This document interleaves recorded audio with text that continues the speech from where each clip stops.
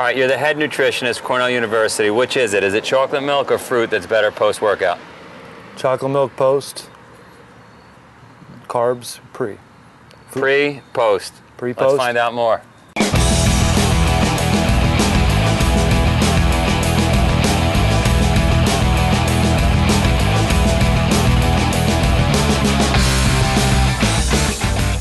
Me? Sure. Oh, It's you all do it. All right, I'll do it. Hey, we're here in the barn, the Amy Barn in Pittsfield, Vermont. We've got Colonel Tim Nye. We've got the incredible wild woman, Sephra, our rewilding expert. Okay, cool. And we've got Joe. Needs no introduction, just plain old Joe. Plain old Joe, founder of Spartan Race. I'm Johnny Waite. We're calling me Dr. Johnny. I love it. Background in psychology and Hypnosis. Bringing some of those elements to it. We also have, behind the camera, we don't get to see her nearly as much, far better looking than me. We've got Marion Abrams. She is our camera person and extraordinaire. Producer extraordinaire. Phenomenal. I just broke your microphone. All good. Yeah. We broke the microphone, but that's fine. While Sephra's over there, I want to introduce what we're all about here today. We're going to be talking about a nutritionist. We're talking to a nutritionist that Joe met named Clint Wattenberg. At Cornell. Cornell University. At Cornell. We go to Cornell often because I had a really alma mater. I had a really tough time getting into school, and I got to say, when I finally got in, changed my life. So there are some amazing people there.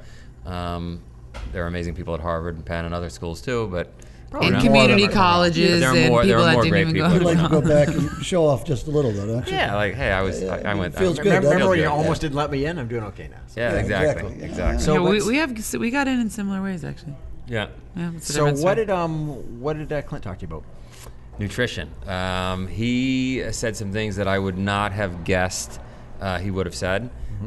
Blew me away that he thought chocolate milk was a fantastic recovery drink. Yeah, I think I'm we're getting gonna a smirk over there from our. Wait. Intro. We gotta watch it though. Yes. Let's watch it. No, you're good. Let's watch it. Let's go. Let's see what he thinks about chocolate milk. Let's watch it. We are here at Spartan Up the podcast at Cornell University, right outside the wrestling room with Clint Wattenberg, head nutritionist. Yep. Dietitian, Sports dietitian for Cornell, for the wrestling program or for all of sports? For all of Cornell athletics, so I do sports nutrition for the entire department, and I do a lot of work on campus with eating disorder and disordered eating as well. So pretty broad spectrum of focus. That's a lot of food to pay attention to. Yeah, absolutely. What's the secret that's going on in here in the wrestling room? These guys are crushing it year after year. What are they eating? You haven't given them some special green algae or something? Well, that's the thing about nutrition is a lot of people use the nutrition to try to find that silver bullet, and it's not that at all. It's got to be the foundation on which to build the performance. And oftentimes, whether it's athletes or individuals that are really struggling with disordered eating, it comes down to having just a misapplication of maybe good intentions and really getting back down to the basics. Just like with wrestling, I focus on the fundamentals and keeping it simple so that especially student athletes can navigate their crazy lifestyle, and use their fueling as a foundation. Now, I'm crazy when it comes to food. I grew up with a mom who was like a vegan. She was way ahead of her time in the 70s in Queens. And so, like, if it was up to me, I'm a big believer in just like water and good water and like raw fruits and vegetables and just really clean eating. Let's start with drinks. Is coffee okay? Or what are your thoughts on? I'm a minimalist, or I'm a simplistic kind of. All my philosophies are pretty simplistic. If it tastes good, if you enjoy doing it, it probably has a part in our healthy lifestyle.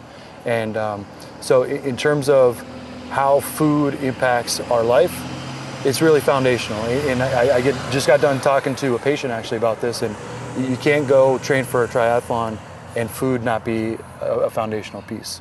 And so oftentimes in our society too, especially where obesity is kind of the number one enemy in terms of public health, we talk about exercising more and eating less. And really that's not a really good dynamic, because if you exercise more and eat less, you drive people to more disordered behaviors and because of the imbalances. And so food is foundation. And when it comes to drinks, right, well, there's less of a need to get calories through drinks, and so water is probably our best option. There's other options that can be really, really good and powerful, but it really depends on your purpose too. So if you're a soccer player playing 2 hours, hell, Gatorade, Accelerate, there's tons of different options that are going to provide some great energy. Fresh fruits, just like mom made, in Little League soccer, sliced oranges. Well, no, let's go back to that, right? Because years ago, there was no Gatorade, there was no Accelerate, right? And so you had a couple of pieces of fruit and you had water. Yep. Right? Maybe you had a lemon. Yep, and something with some sodium. So again, that's a place where your purpose is really important, and having something with salt. And that's really what these sports drinks are. They're sugar salt water. Well, for if I'm at rest and I'm sitting at my desk, sugar salt water is not really the best option. But if I'm tearing my body down and I need to extend energy and to reduce cramping, those are the perfect things. So we're really kind of helping educate people to why and what they're going to be utilizing for their performance, and that's really kind of where my role is. What about all this coffee everybody drinks? And let me preface this by saying, so I used to clean swimming pools as a kid, right? Yep. And so I look at the swimming pool as the human body. We're mostly water, right? And if I dumped coffee every day in the pool and I threw some French fries in and a few Gatorades, the pool would turn green pretty quickly. But we're expecting our body to process all that stuff. And the answer I get from everybody on coffee is, oh, it's good, it's got this, it's got that. What are our thoughts there? Well, certainly it has some things that are toxic, right? It's a diuretic. It's a stimulant that if that's our sole source of energy, which for a lot of people, especially on a college campus, it might be, or if it's how we're getting our fluids, that's not good. But it does have some antioxidant effects. The research is really coming back strong, and it is a mild stimulant, which can help in a lot of different capacities. So psychologically, improves awareness, improves focus on the sport field, extends endurance, and it increases power. So it has some small benefits, but you just have to balance that. And that's where going to any of the extremes can be really problematic, when it's something that is fairly benign if we have it modestly. But if we take it to the extremes, it can be problematic. Like the energy drinks. Oh yeah. What are your thoughts on the energy drinks? Well, again, those tend to be used as a silver bullet, trying to find the quick fix to all of our problems. And they're stimulants, and so they're labeled energy drinks, but really they're stimulants that people are using to provide energy when they're not fueling themselves in an effective way. So essentially they're propping up their table that has 2 or 3 legs with these energy drinks it's going to tip over.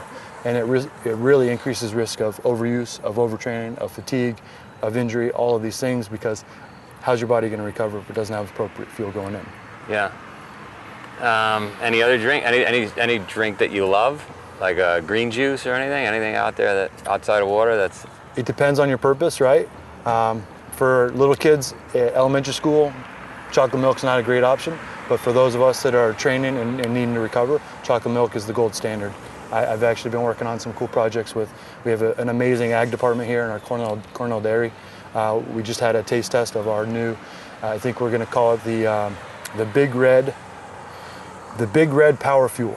So Big Red Power Fuel, and it's essentially a high protein recovery beverage that they developed here for us. So we're utilizing chocolate milk for recovery for our athletes after training. And again, it's purpose. If we're sitting around the office, not so good. Right. But it's the gold standard for recovery. All right, let's take a break and then we'll come back and talk about food. I hope you're not sitting still while you listen. If you are, you better get a burpee break in. All right, we're back. And so you're saying it's okay if we're sweating like crazy to have a Gatorade. It's okay if we worked out like crazy to have a chocolate milk. Maybe we could have a coffee here and there. Try to cut out the energy drinks, right? And water. Go to water with a little sodium. Let's talk about food. I love food. What's again? What do you think about just raw fruits and why not just get simple, just raw fruits and veggies? What are your thoughts there? Oh, they're great, but it's not enough, especially for somebody who is training at a very high level. College athletes, Spartan athletes, really have really huge caloric demands, and to expect athletes to be getting adequacy with fresh fruits and vegetables is near impossible. You can be a vegan professional athlete, but it's really hard to be a vegan amateur athlete because of the demand and to do it well. You could eat tons of processed foods that are even worse for you than eating some meat products. But to do it effectively requires a commitment to preparation, to balance, to getting the proper composition between the nutrients that you're including. So yeah, absolutely, fresh fruits and vegetables are a foundation to a healthy diet, especially for collegiate athletes and probably a lot of the Spartan athletes. High carb diets are really important to provide that energy, to replete glycogen, to support a lot of the metabolic needs that the athletes have. And I was recently with an 80-year-old doctor who's been on raw fruits and veggies only. Now he's thin. He's not playing at the level we're looking at through the window here in this wrestling room. But his thing was, look, that's too extreme for most people, just raw fruits and vegetables. But you should get rid of anything that's packaged or processed, or if you can. Does that make sense? The adage of only eating foods that your grandma would recognize, I think, is a valuable one. There are very important roles for processed foods.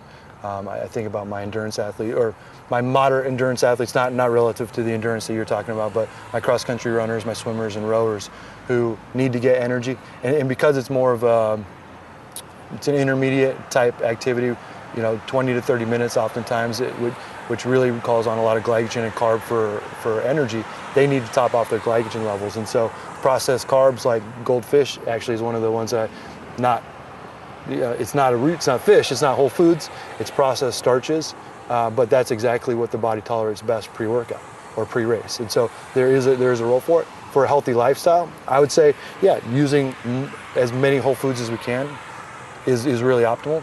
And the caveat that I feel compelled to include is that when we get to the extremes and when we really say this is, you only eat this, well, people that can't eat that, they feel very they lose their self-efficacy in making decisions, and so it's all or nothing. If I can't do this perfect, then I lose all my confidence, and then I go to the other extreme. And I feel like, especially in other words, if I slip not eating my healthy foods all today, I'm just going to have ice cream tonight and call it a day. Exactly. Right. And that's very much the work that I do with our eating disorder team shapes that perspective, and people just losing that ability to make the baby steps because they see the finish line is so far away. So should you just look? I remember a rock climber said to me, I say this a lot, just focus on the 3 feet in front of you. And what I've done with my diet is I'm just going to focus on this meal and try to get this meal to be as good as I can get it. And if I screw up, well, then the next meal I'm going to do. Does that make sense? That makes a lot of sense in a lot of ways. My perspective when I work with athletes and non-athletes is meal timing should be very consistent, not rigid, not perfect, but that's the foundation with which, that's the framework that we build our healthy fueling. So eat if you can the same time each day. Very consistently. What you put in there, certainly nutrients are, we want to have a certain balance, but the exact foods, we need to have flexibility. And that's where oftentimes when people get more focused on food choice and eating perfect foods, there's a phrase called orthorexia, which really defines people getting really stuck in a rigid mindset of only healthy foods. And I see this all the time, especially with nutrition majors, high-achieving athletes, high-achieving academic students who get really stuck into only perfection. We need flexibility within our food choices, but the timing is really what's most important. And if we're rigid with food choices, then we can't eat when we need to because we're stuck with only the perfect foods. Good point. Good point. So you're in a jam, you're in the car, there's nothing to eat, you get hungry, and then you slip. Yep. Instead of not allowing ourselves to get so hungry because we even if it's not perfect, we do some 80-20. 80% of the time be perfect, 20% of the time be flexible. That's kind of a good ratio to allow that flexibility. How many meals a day? Well, you want to eat every time you're done digesting, you want to provide some energy to support your metabolism. So my adage is a protein plus something else snack every 3 hours. So if you haven't had a meal in 3 hours, have something with a little protein to support repair of your lean tissue, and fruit, vegetable, carb based on your activity level. Your carbs flex based on activity. You would support that between your meals or even at night when you're studying or doing That's whatever. A lot of meals. I mean, that's almost five meals a day. Yeah, meals and then snacks to bridge, yeah. Got it. So that every 3 hours, yeah. And certainly depending on the activity level. Somebody who's, my athletes that are trying to gain weight or they're aerobic athletes, they have incredibly high needs. And so it turns into 3 big meals and 3 or 4 more modest meals. For somebody who's sedentary, it's 3 meals with, protein focused snacks. Give me a recommendation pre-race or pre-event or pre-sporting event. What are you? What do you like? So you're looking for something with starch, maybe a little protein to prime the muscles to recover, and then and certainly sodium. Sodium's like critical to support retention of fluids. Essentially, it helps you to keep fluids in your circulatory system, so you sweat it instead of pee it, which helps with heat regulation as well as hydration. I was talking to somebody recently about sodium citrate. I think. Yep. That's the better stuff. You want a little bit of a blend, but sodium citrate is it's a hyperhydrator. It really helps you hold on to extra, and it buffers your blood, similar to what a lot of your sports supplements might do. And so it's a really big benefit. There's some products on the market, but really, we're looking for sodium, we're looking for starch, we're looking for fluids. How about the other minerals, magnesium and things like that? How are people getting that? They're important. They're important in whole foods. So the more whole foods you're eating, the more natural you're getting. Zinc and magnesium are going to be low if you're not eating a very rich meat diet. So sometimes some supplementation there. B12 as well. You might need to supplement if you're on a low meat source diet. And how about during the event? It varies, especially on the distance of the event. For your super endurance races, there is a lot of support for low carb and really utilizing your body fat as energy. Kind of the rule of thumb is if you're doing an activity you could do for several hours, then doing it more in a fasted state, it has some research benefit. If it's anything where you really are utilizing predominantly starches, which is anything 2 hours or less, that's going to be our major source. So then in those cases we're looking for carb, starch, sodium, fluids. So you're saying if you're going into a longer distance event, 3, 4, 5 hours, you want the body to kick into fat burning mode? Yep. And so you don't want to feed it carbs because you want it looking for fat. Exactly. And based on empirical evidence from people who have trained that way and competed that way, their gut tolerance for high fat foods is actually better while training and competing than for starchy foods. But the context is really important, and not misapplying it to, the weekend warrior or to somebody who's doing, 5K. But really, if you're doing real true endurance events, sure, then the high fat, low carb, low sugar is really important. What would be? I used to drink olive oil on my big events. Any other thoughts? Like what would be a high? Yeah, nuts, nut butters are really good. Avocado type blends. That's good. Yeah. Your seeds, your nuts, those kinds of things. How about post event? Chocolate milk. Yeah, anything that has chocolate. No, essentially you're looking for not only protein. Protein's important. That's obvious. You got to repair muscle. You need carbohydrates to replace glycogen, but you actually need sugar. And this is where demonization of certain nutrients can backfire, because sugar is critical in that recovery period. It triggers our body to go from being catabolic and breaking down muscle tissue to anabolic, and insulin's really the key there. And so by having sugar as part of that drink, it helps transition us into an anabolic repair mode. And so that's why chocolate milk's really good. It's essentially a 3-to-1 carb to protein ratio, which is in between. Strength training, really 2-to-1 carb to protein. Endurance training, you're looking for 4-to-1. So chocolate milk's right in the middle, and it's cheap relative to all the supplements. It's cheap and safe. What we normally ask what your favorite exercise is. I'm going to say, what's your favorite food? Don't tell me McDonald's. I haven't had McDonald's in a long time. My favorite food, well, definitely Mexican food, and you can mix and match.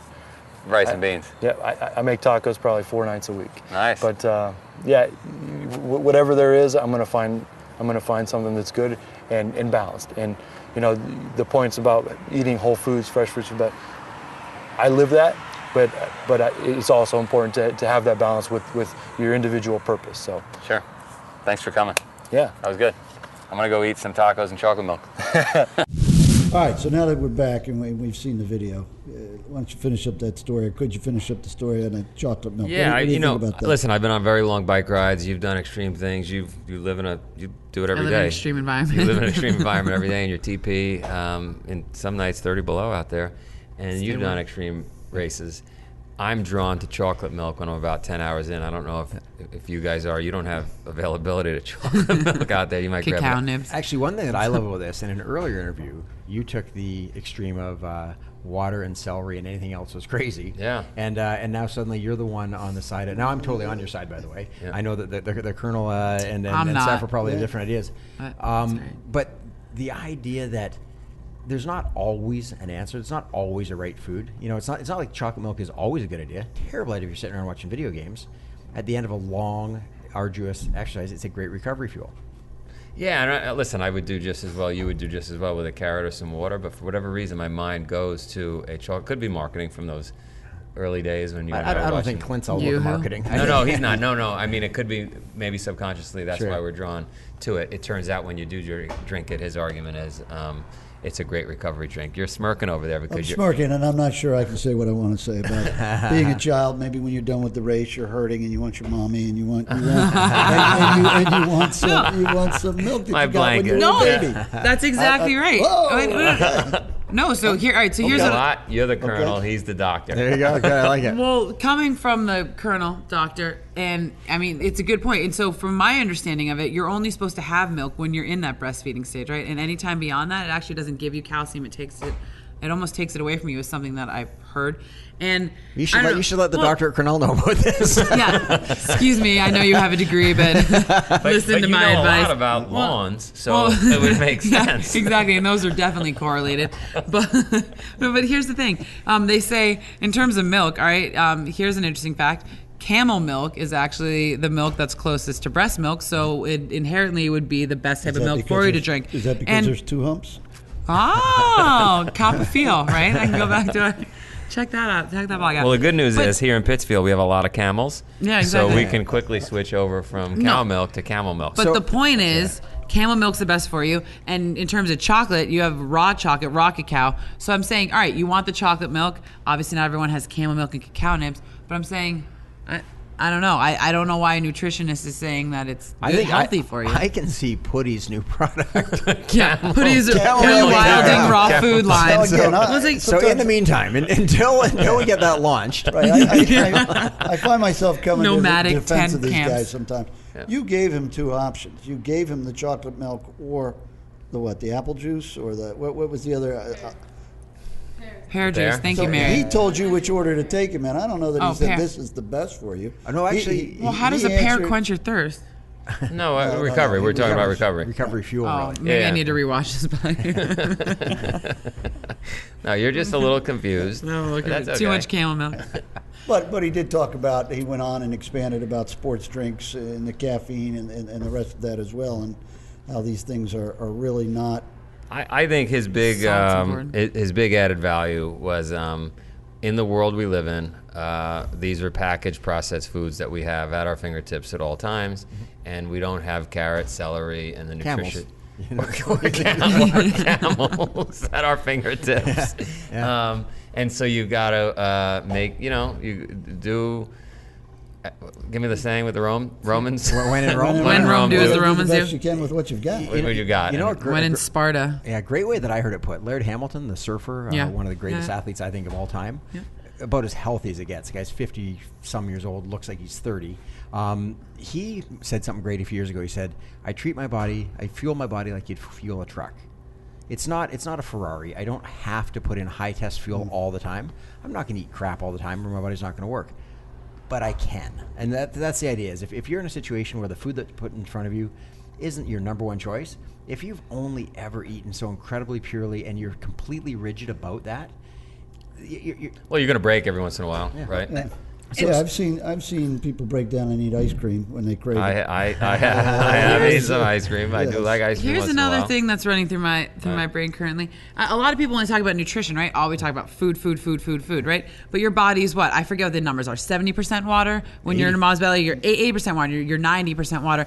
And a lot of the times you're drinking bottled water, processed water. Same thing as eating processed food. There's like a whole movement out there of people that drink raw water, right? They find springs, they find wells. Another advantage to having a camel. Another advantage of having a camel. But yeah, so you think about raw water, right? And you want to make sure that the water that you're drinking, which is such a huge part of your nutrition, is healthy. And just on that note, if I can segue to the oceans, right? When people want to mitigate climate change or something, that everyone keeps on talking about land-based tactics, when really, if you can like create forest gardens of the ocean and remediate the seas, then those are going to help cool the environment a lot more than land-based. I know it's a little bit of a stretch, but it's important for you guys to know. You get it in there. Get it in there. Really good. Kelp is the new kale, Brent Smith. Anyways, okay. All right. So where are we going from here? I'm out in the eat ocean. seaweed. I'm drinking chocolate milk, and your camel swimming even behind in the you. ocean nowadays with satellite technology, you can still tune in to SpartanUpPodcast.com. I see. And you'll see our notes from this. You'll probably have gleaned some things from this that we didn't even, although you might have missed the whole camel thing that we did get, where a lot of people wouldn't have. yeah, basically, if you have the time, a lot of people are getting dogs and cats as pets. We're recommending a camel. It's a little difficult Come in the see us living in room. New Pittsfield, Spartan Vermont. mascot. Thank you for listening to another epic story of success. For show notes, video, and audio of this episode, visit SpartanUpPodcast.com/078 or follow us on Twitter at SpartanUpPod. The Spartan Up Podcast is brought to you by Spartan Race. Make sure you're fueled up for your next Spartan race by joining our food of the day at Spartan.com.